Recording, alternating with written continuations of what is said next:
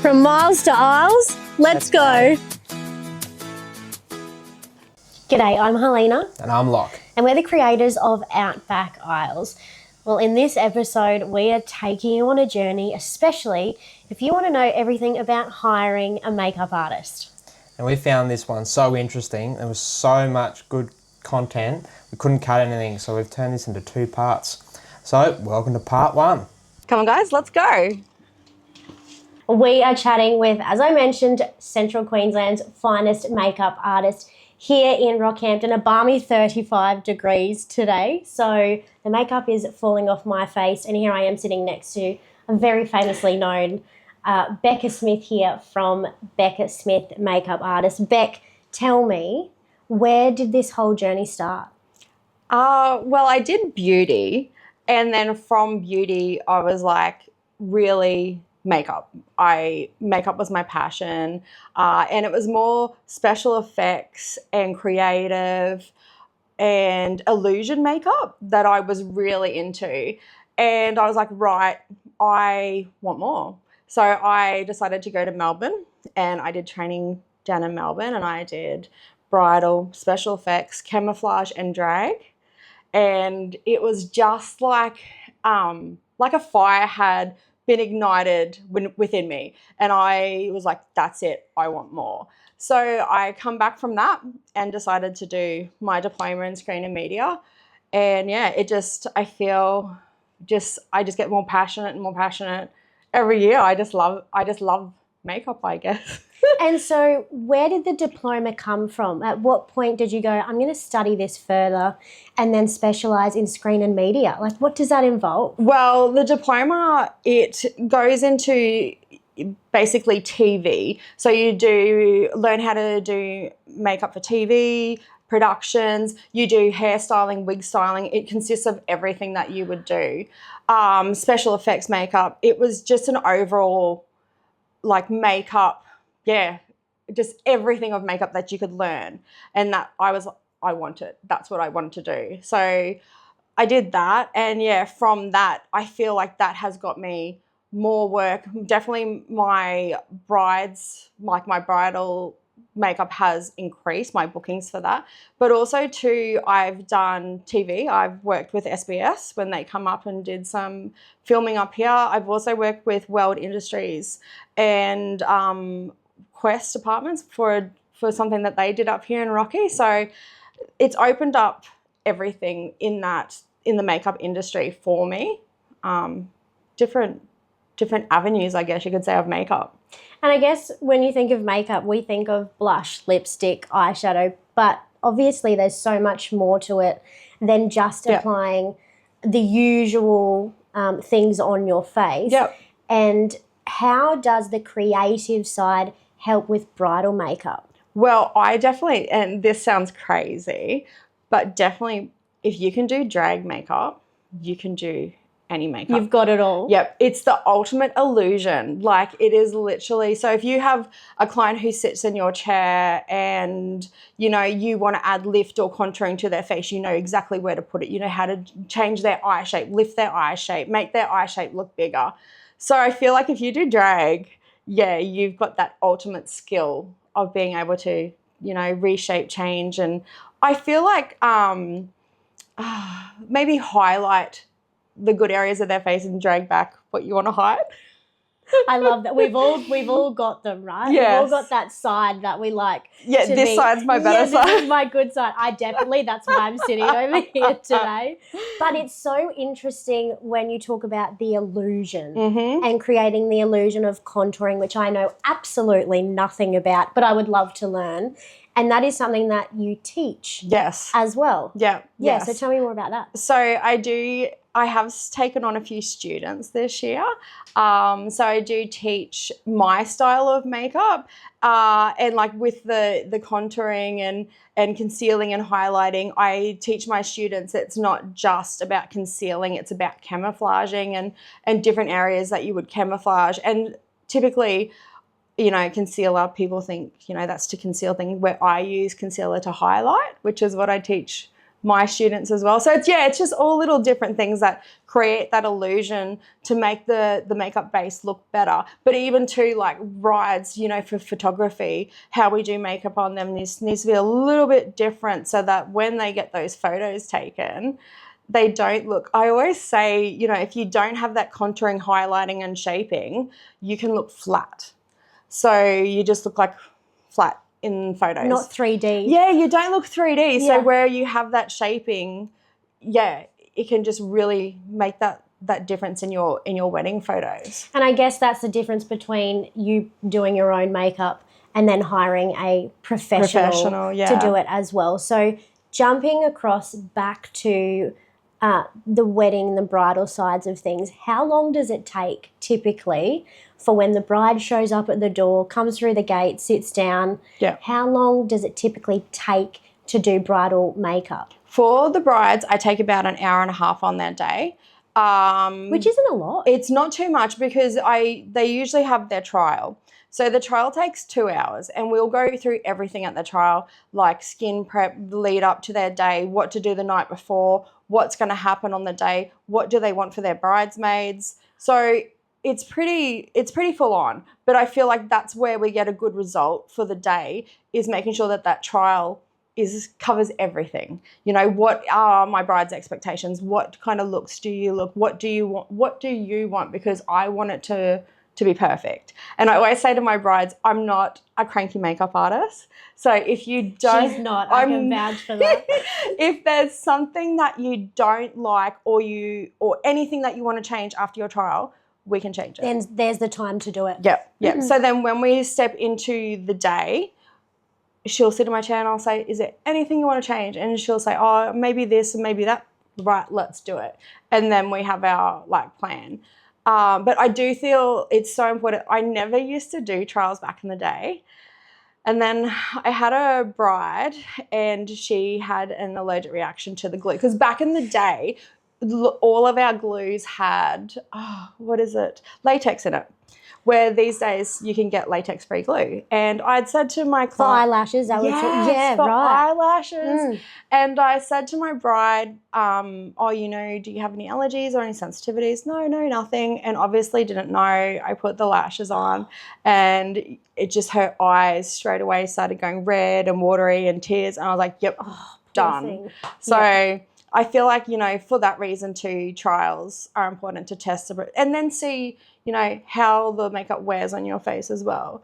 Because sometimes you may not know that your skin's oily or maybe it's dry in certain areas. So then we can make changes as to that as well. So if you go oily in certain sections on the day, I might put a different like cream or primer or something down instead of what we had originally done. So Beck, tell me about your signature look. I feel like I'm a bit of a chameleon when it comes to makeup. So if someone brings me a look, I feel like I can pull off any look. I just adjust it to like their eye shape. So if they come to me and they want like a big wing, but they've got a hooded eye, I'll go, oh, well, instead of doing that, we can do this. So I'm pretty much well known for my faux wing look. So if you have a look on my Instagram, that's very popular. And my brown smoky eyes. They're the two looks that I feel are most requested. Like people come in and they go, oh, I want like what this girl's got. I want it. So those two, and just adjust it to people's eye shapes, what will work for them and what won't. And that's why you need a professional makeup artist to tell you what a hooded eye is. Didn't even know that existed. So what does a normal morning look like for you? If you're hitting the road. Yeah, if I'm hitting the road. So I now have my kit completely mobile. So I have decanted everything and it goes into like small condensed sizes. That way I can just pack this up, go put it in my suitcase and I'm off. My suitcase has my lights, my rubbish, everything in it already done. So it's just a matter of packing this up and go. Whenever I have a job or a wedding, I always come home, clean it, repack it so it's ready to go. So that's all I do, pack it all up. I'm usually packed for a wedding well in advance, depending if I have bookings the days before. If I have nothing the day before, I'll pack it as early as I can to make sure I don't miss anything. And then go over the car probably 50 times. Yes, to definitely. Make sure. Yeah. Have everything in there. I have a cart, like a trolley. I have a chair. that I will just take. And then I also have a rollout BCF table that stays in the back of the car. BCF is not sponsored, by the way, but we're happy to be sponsored by them. But yeah, it's a cool like roll up table. Wow. And it just goes into a bag like a camping chair. Yeah. So I can just throw it over my shoulder, because I used to have a big fold out table and it's 8 kilos. Well, I'm all about less weight, easy to carry. So that's what made me get that. Wow. But yes. So back to the lighting. Why do you take lighting 2 places? Yeah. Sometimes if we're set up in an area that's not in front of direct like natural lighting, it can change the way the makeup looks. Also, if down lighting is the worst ever for makeup, because it creates shadow and it can be a different color. So if you take your lighting, you can have like good lighting, consistent lighting. You don't have that shadowing that, can be created. Or if the weather's no good too and it's dark and gloomy, having those lights is important. So, and that's why you look so highlighted today. It's all the lights. It's all the lighting. Yeah. It's something that I guess we don't normally would think about with makeup artists rocking up with your BCF stuff. Yes. And your lighting and your suitcase. You're like, you just take the makeup bag and good to go. But then you have to cater for different skin types, different colours. And I want to circle back to the trial. Yes. Because that's one of the points that I want to help educate people into why a trial is so important, so that you're aware of the different dark circles under their eyes. Yes. They're, the bits and bobs that they don't necessarily want to show That's right. and work with.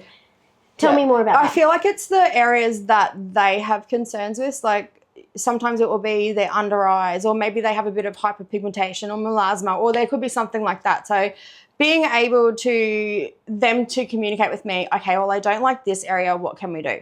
And then I can camouflage those areas and, have that makeup be a nice base for the day. But also too, I do tell them, like, leading up to their trial, I send them emails and say, so leading up to the trial, even think of the trial as a practice for your wedding. It's a preview. So prepare for your trial how you would your wedding day. So looking after your skin, because if you don't look after your skin, I can cover rosacea, acne, hyperpigmentation, I can cover color.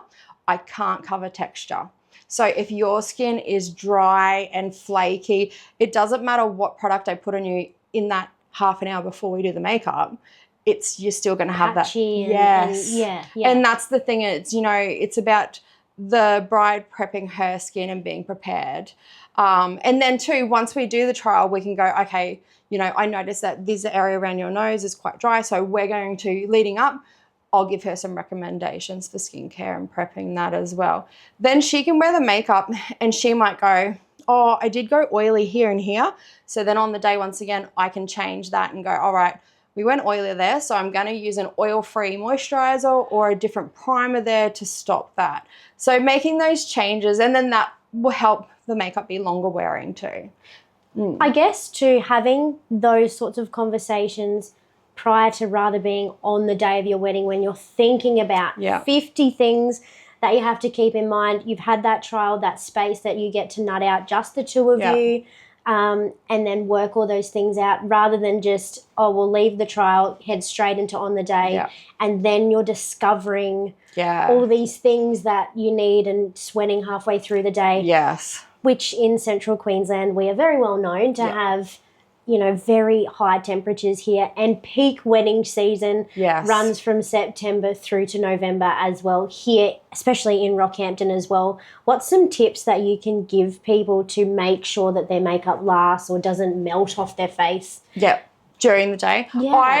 I always say the wedding day is not the day for you to be running around doing last minute preparations. So delegate. You need to delegate on the day. You can't be outside hanging up pom-pom balloons or whatever. You need to be staying inside. DIY needs to stay. Needs to stop that There's day. a whole episode coming on DIY. There you go.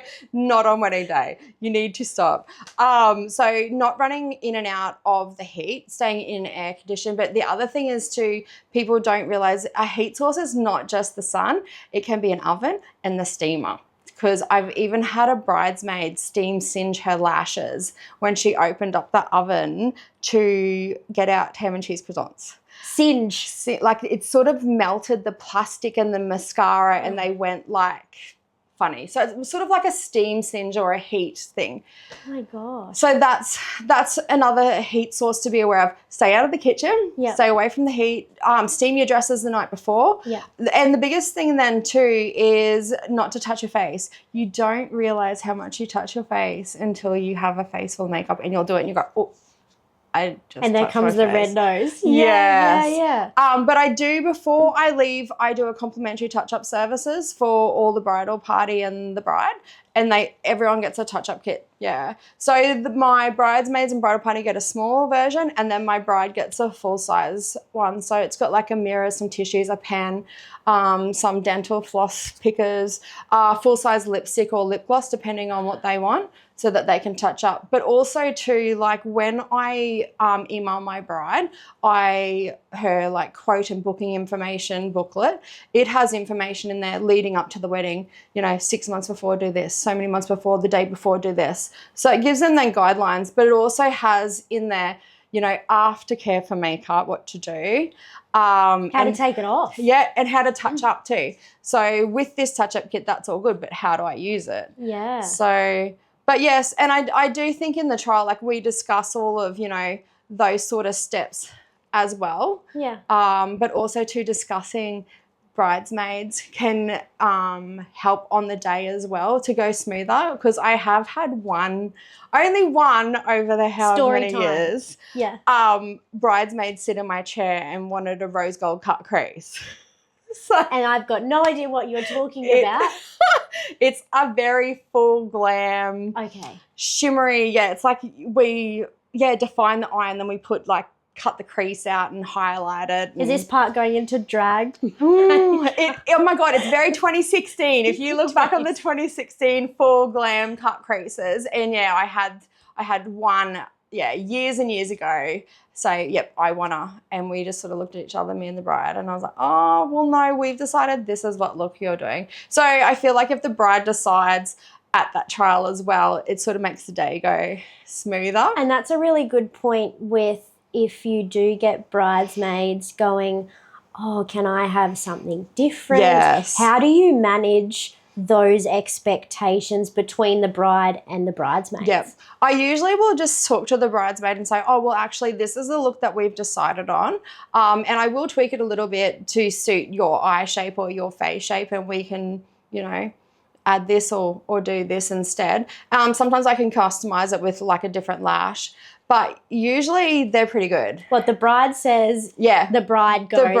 That's end of story. But it's hard managing those conversations too. So I guess that's where the trial really comes into play again, is being able to have those conversations where they can bring up confidential things to be like, oh, my mother of the bride, she's really conscious of this, what can we do, but not, exaggerate it or go off. Go off tangent kinds of things as well. What have you noticed in the last 10 years that you've been doing this has changed in the industry? I feel like makeup isn't just makeup anymore. It's very full on. And what we used to do, back in the day, I look back at some of my old work and go, oh my gosh, did I even used to blend? Because I feel like it was just the way we would pat eyeshadow on, where now it's all about blending and getting those beautiful blends. So I feel like products have changed, application methods have changed, tools have changed, lighting, like so much has advanced now that it's not just slapping makeup on. And some people do still think that. Some people think, oh, you're just doing makeup. Let's have a look, you do it and then I'll do it and then we'll have a look at the difference. So, everything has changed and everything's come such a long way compared to when I first started.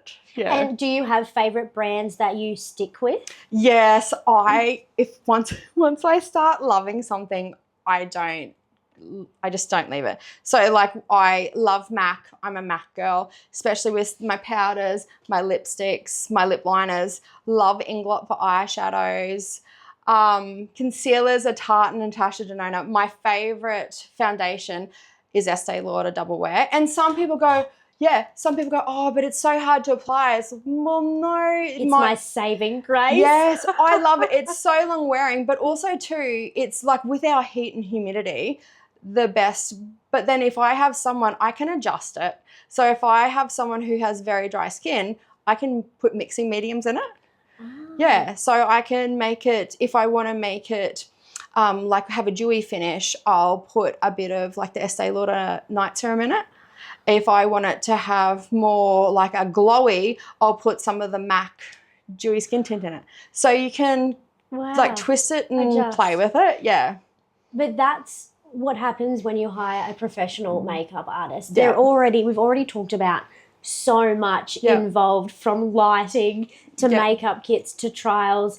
And perhaps in regional and rural Australia, we're not quite educated. We don't have the David Jones that you walk into and, learn all those sorts of helpful tips and tricks.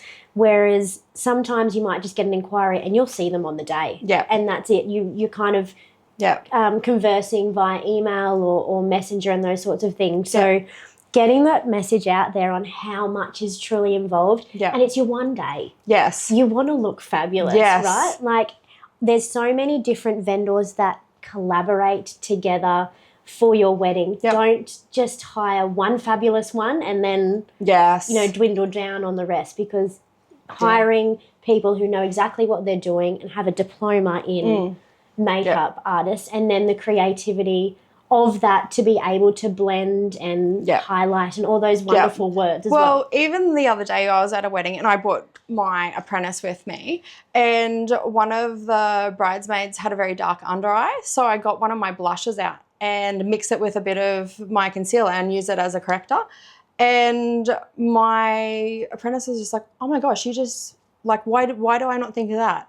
I was like, you can use what's in your kit. Like, just because it's a blush, you can multi-purpose it in other ways. Yeah, like blush and lipstick now. That's a new thing. So there's so many different facets just for makeup on its own. And you're one vendor for an entire wedding, which is absolutely incredible as well. So, Beck, when you're dealing with different people on the day, bridesmaids, mother of the bride, mother of the groom, all the people involved in a wedding party, what comes into play with health and safety? Okay, what my brushes that you see here, they come with me, but also I have another 13 sets of brushes. 13. It's my lucky number, so that's why I stuck with it. But also I found if I did a wedding on a Friday and a wedding on a Saturday, if the brushes weren't dry, I then had backup sets. So every person who is having their makeup applied has their own brush set on the day. So once I use that brushes on them, it'll have their name. Each set has their name on it. I can use the brushes, put them away. Then when they come back to do their touch-ups, I can do that. But then those brushes are only used on that person. Then come home, I then have to wash 1,000 brushes. I don't reuse sponges or puffs. They go with my clients as well in their touch-up kits. I also have a hand patch that I wear if I want to warm product up. I never directly touch the client with my hands. I'm a bit of I just like to keep things clean. And so even when applying skincare, I use brushes, like a special brush to apply skincare, eye cream, lip gloss, disposables, always using disposables to apply mascara, lipstick. Nothing will double touch. So like I don't put mascara ones back inside and then reuse. The other thing is in between clients, you'll see me be spraying down any powders with ice cold, making sure that's hygienic. When I come home from a wedding, I literally empty everything out, sanitize it, clean it, wipe it down, do it, wash all the brushes. You become Sadie, the cleaning lady, literally. Oh my goodness, yes. And it takes, depending on how many people like makeup applications I do, the brushes can take up the whole bench. So I wash them with 2 different types of soaps normally. I'll use like one that gets all the oil and foundation out. Then I use an antibacterial soap, leave them out to dry, let them dry, spray them with Isocal again, pack them all up in their kits and put them away. And because that's something that if you're a bride or even in doing an event, you don't want to think that that brush has touched Yes. someone else, or perhaps sensitive skin as well Yes. comes into play as well. Yep. How do you manage sensitive skin? I will always ask when someone sits in my chair, do you have any allergies? Do you have any sensitivities? Is there anything that I need to know of? I always check their skin too to make sure that it's safe to work on. So no open wounds or anything. Conjunctivitis, and that's another reason why we have all those brush sets, because you don't know, someone could be coming out of conjunctivitis, or you just don't know The kids. Yes, The kids have come home from daycare and they're Yes. passing on things. You just don't know. So I'd hate to, be the one if you share those brushes and then the whole wedding party gets something. Yeah. So I never ever reuse, which I think is so important not to do. Well, who knew there was so much to makeup? Well, I sure didn't, but I thought it was very interesting. So we'll have part 2 very soon. And thanks so much to Becca Smith. You can find her on Facebook and Instagram, and she has a fabulous website as well. Get ready, because part 2 is on its way.